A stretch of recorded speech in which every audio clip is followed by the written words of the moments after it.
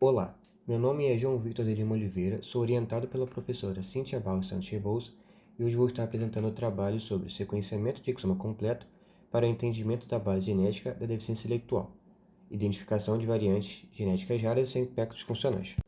As doenças raras atingem milhões de pessoas no mundo e aproximadamente 7 em cada 10 casos têm origem genética. Costumam se manifestar ainda na infância. A deficiência intelectual é um exemplo de doença rara, e ela ocorre em cerca de 2 a 3% da população mundial.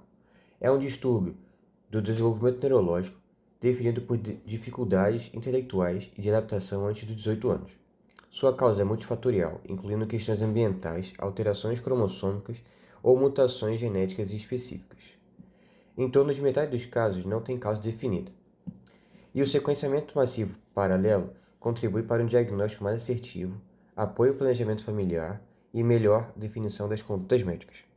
Com o objetivo principal, buscamos identificar causas genéticas raras de DI em pacientes do estado do Rio de Janeiro, sem diagnóstico definitivo, utilizando técnicas de UES e WGS, que seriam técnicas de análise de exoma e de genoma, respectivamente. Os objetivos específicos contam com a capacidade de identificar novas variantes ou genes candidatos em famílias com padrão sugestivo de herança autossômica recessiva, classificar variantes potencialmente patogênicas utilizando algoritmos de bioinformática e bancos populacionais, realizar análise de segregação das variantes em famílias e, por fim, correlacionar variantes identificadas com fenótipos clínicos observados. O nosso estudo contou com a presença de 11 pacientes que foram encaminhados para o Serviço Genético Comum da UERJ, o Servigem. O estudo foi aprovado pelo Comitê de Ética e realizado mediante assinatura do termo de consentimento pelos pacientes. Como procedimentos laboratoriais, temos a coleta de sangue periférico, a extração de DNA genômico desse sangue e a avaliação da qualidade desse sangue pelo Nanodrop Lite. Com os resultados obtidos a partir do sequenciamento das amostras por Whole Exome Sequencing, WES, uma técnica de NGS, foi feita uma filtragem das variantes que levaram em consideração os seguintes critérios: a frequência alélica sendo menor do que 1%, e foram utilizados os preditores in silico SIFT, Polyphen, CAD e REVEL para o estudo do impacto funcional das variantes. As bases de dados consultadas foram Genome-AD, ClinVar, OMIM e Orphanet. A classificação das variantes foi de acordo com as diretrizes da ACMG, e a validação dessas variantes foi confirmada por PCR e sequenciamento de sangue.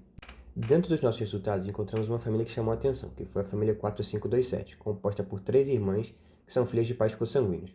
O quadro clínico das irmãs abrange a deficiência intelectual precoce em todas as irmãs, o atraso global do desenvolvimento intelectual, alteração da linguagem e distúrbios comportamentais, que variavam entre apatia e agressividade. Os exames de imagem da probanda revelaram uma redução volumétrica do hipocampo.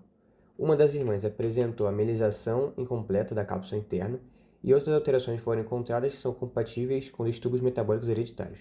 Os exames bioquímicos detectaram alterações discretas e aminoácidos, mas que foram insuficientes para um diagnóstico conclusivo. A análise genética por WES identificou uma variante patogênica no gene ALDH5A1. Essa variante é encontrada em homozigose nas 3 irmãs e heterozigose nos pais. Foi confirmada a herança autossômica recessiva dessa variante, e o diagnóstico estabelecido foi a deficiência de semialdeído succínico desidrogenase, a enzima SSADHD. Os achados clínicos e de imagem, somados ao padrão de herança, sugeriram um distúrbio neurometabólico relacionado ao gene ALDH5A1. Por se tratar de uma variante em homozigose, existe a possibilidade do decaimento do RNA mensageiro produzido por ela, em função dessa variante ser nonsense. Ou pode ocorrer a produção de uma proteína truncada. Ambos os casos afetam o funcionamento da enzima, levando à sua ineficiência ou inexistência. A análise molecular, então, confirmou que a mutação no gene foi responsável pelo quadro. O diagnóstico estabelecido, então, foi a deficiência da enzima SSADHD.